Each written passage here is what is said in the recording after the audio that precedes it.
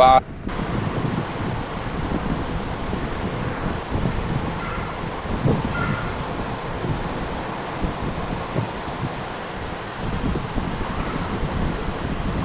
बार बार अनायास कानों से एक आवाज़ सुर सरीखी टकराती है और भीतर बाहर सन्नाटे का शोर बर्पा कर देती है।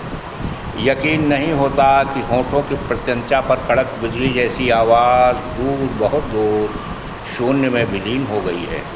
घर आंगन और मन आंगन में सिर्फ सन्नाटे का शोर है। उनके अध्ययन कक्ष में बेचैन कर देने वाली खामोशी का आलम है। रैक में रखी किताबें बेशक बतियाने लगती हैं। भीगी दीवारों पर रोशनी कोई दीवार भी नहीं के साथ करोड़ों किरणों की ज़िंदगी का कोरस सुनाने लगती हैं। जहाँ कभी अच्छी खासी रौनक हुआ करती थी, एक शख्स अपनी चाक चौबंद सजग उपस्थिति से परिवेश को जीवंत बनाए रखता था। पठन पाठन और अपने रचनात्मक कर्म से सतत संलग्न रहता था।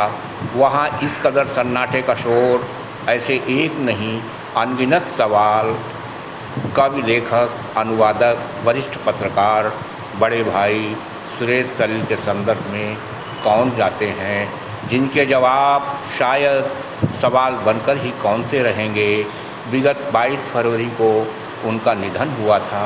आज 19 जून को उनका जन्मदिन है। होते तो उम्र के 82वें सोपान को स्पर्श कर रहे होते। बीते साल उनके जन्मदिन पर प्रेस क्लब ऑफ इंडिया में पीपुल्स मिशन के सौजन्य से एक अलहिदा शाम, एक अलहिदा शख्सियत सुरेश सलील के नाम दर्ज हुई थी।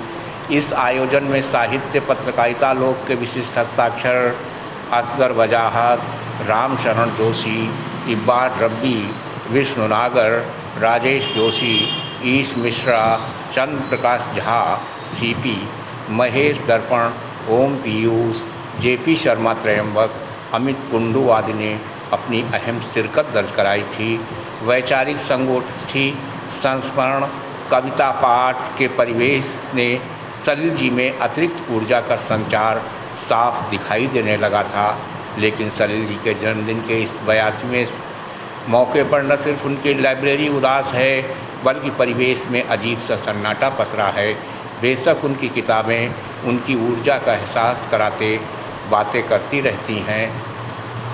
सुपरिचित कवि, लेखक, अनुवादक, संपादक और समीक्षक श्री सुरेश सलील ने जीवन सफ़र की ऊबड़ खाबड़ या यूँ कहें टेढ़ी मेढ़ी पगडंडियों पर अपने सधे कदम अदम्य हिम्मत से आगे बढ़ाते हुए अपनी रचनात्मक जिजीविका का विशिष्ट आयाम गढ़ने में अप्रतिम कामयाबी हासिल की है। अपने जीवन के 60 साल लेखन की श्रम साधना में वो सतत संलग्न रहे। बकौल कथाकार योगेंद्र आहूजा पथ के साथी सम्मान के दौरान सलील जी के श्रम की साधना का ही ये प्रतिफल है कि वो कविता की धूप बन गए। 19 जून 1942 को उत्तर प्रदेश के उन्नाव जनपद के ग्राम गंगादासपुर में जन्मे सुरेश सलील ने भिन्न भिन्न पत्र पत्रिकाओं में काम करने के अतिरिक्त 5 साल 1983-87 तक पाक्षिक युवक धारा का संपादन किया। साठोत्तरी कविता 1967 में एक कवि के बतौर प्रथम प्रस्तुति और जापानी साहित्य की झलक में भी वो सहभागी बने। इसके बाद उनके 6 कविता संग्रह तथा एक गद्य संग्रह पढ़ते हुए प्रकाशित हुए।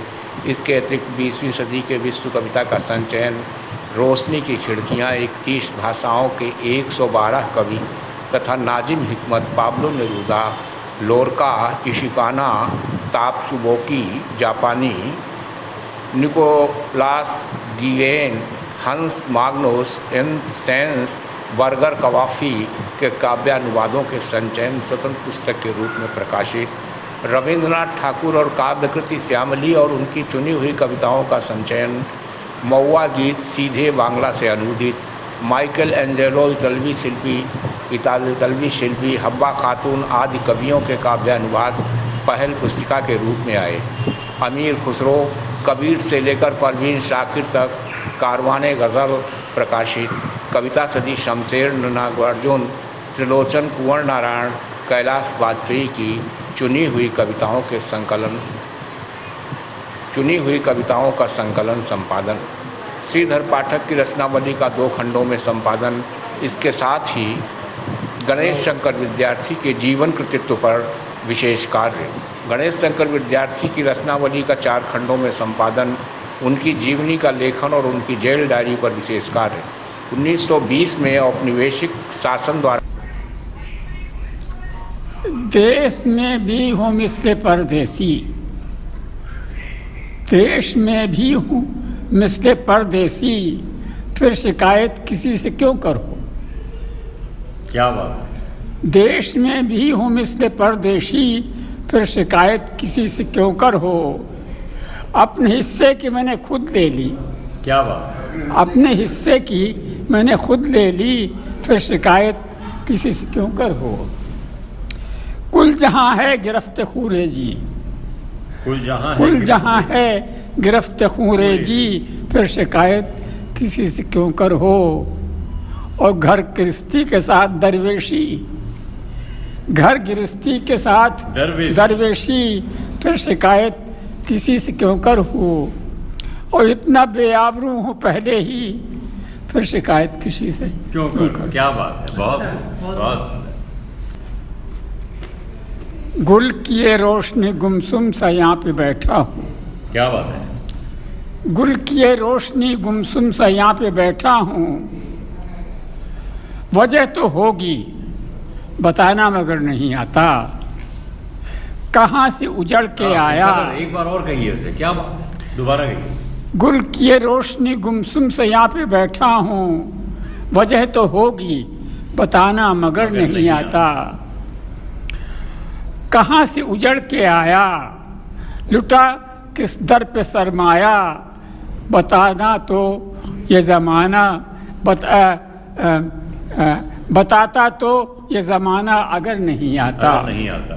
क्या बात है। गुल किए रोशनी गुमसुम से यहाँ पे बैठा हूँ, वजह तो होगी बताना मगर नहीं आता। और कहाँ से उजड़ के आया, लुटा किस दर पे सरमाया, बताता तो ये ज़माना अगर नहीं आता। ये ज़माना अगर नहीं आता तो दोस्ती का चलन इस तरह नहीं होता। क्या बात है, बहुत। ये ज़माना अगर नहीं आता तो दोस्ती का चलन इस तरह नहीं होता। अलविदा इस तरह नहीं होती ये ज़माना अगर नहीं आता। क्या बात है, बहुत खूब, बहुत खूब, बेहतरीन।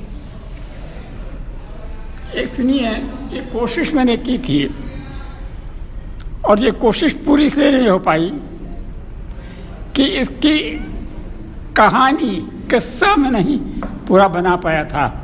एक आइडिया था, किस्सा हब्बा खातून, कश्मीर की पोएटेस थी हब्बा खातून, तो हमने सोचा था इसको नौटंकी की शैली में लिखें। अरे वाह, क्या बात। नौटंकी की शैली में लिखे ने सतलज झेलम ब्यास नद रावी और चिनाब, सतलज झेलम व्यास नद रावी और चिनाब, इन पांचों की दरमियाँ बसे मुल्क पंजाब। अरे क्या बात, वाह। बसे मुल्क। रुकिए, रुक जाइए, आराम से दे दीजिए। सतलज झेलम ब्यास नद रावी और चिनाब, इन पांचों के दरमियाँ बसे मुल्क पंजाब। बसे मुल्क पंजाब, पास ही नदी वितस्ता तीर, जन्नत को आईना दिखाता बसे मुल्क कश्मीर। जन्नत को आईना, हाँ, जन्नत को आईना दिखाता बसे मुल्क कश्मीर, कि जो दुनिया से आला है, जिसका हुस्न निराला है, और केसर की रंगत वाला अमृत का प्याला है। वाह। जहाँ जहाँ झीलें मुस्काती हैं, जहाँ झीलें मुस्काती हैं, शिकारों के संग गाती हैं, फूलों की वादी में हूरें रंग जमाती हैं। बहुत खूब, बहुत खूब। उसी घाटी की सदियों पहले कुछ ऐसी जगी किस्मत, उसी घाटी की सदियों पहले कुछ ऐसी जगी किस्मत, कि सुनकर वाह ललदेत के ज़मीं पर आज की जन्नत। वाह वाह, बहुत। ललदेत वहाँ की वो थी। उसी घाटी की सदियों पहले कुछ ऐसी जगी किस्मत, कि सुनकर वाख लल्दद के ज़मीं पर आ झुकी जन्नत कि इल्म अदब मौसीकी तसव्वुफ सब हुए यकजा कि इल्म अदब तसव्वुफ मौसीकी तसव्वुफ सब हुए यकजा कि एक गैबी तरन्नुम गुल और बुलबुल में हुआ रक्सा वाह बाद अल्लद उगा एक सितारा बाद लल्लद उगा एक सितारा हुस्न अंदाज में माह पारा लाड़ में कहते सब उसको जूनो हब्बा खातून था नाम प्यारा क्या बात है। उसके आवाज़ में वो खनक थी हो गया कितनों का वारा न्यारा और घाटी घाटी थिरकती वो फिरती आसमां झुक के करता नज़ारा खुद मौसीकी हुई सुन के अकबक किसने इसके गले को संवारा और सुन के कोयल को भी शर्म आए हाय इस गुल से गुलशन भी हारा हब्बा खातून था ना प्यारा। Subscribe now and press the bell icon. Never miss an update.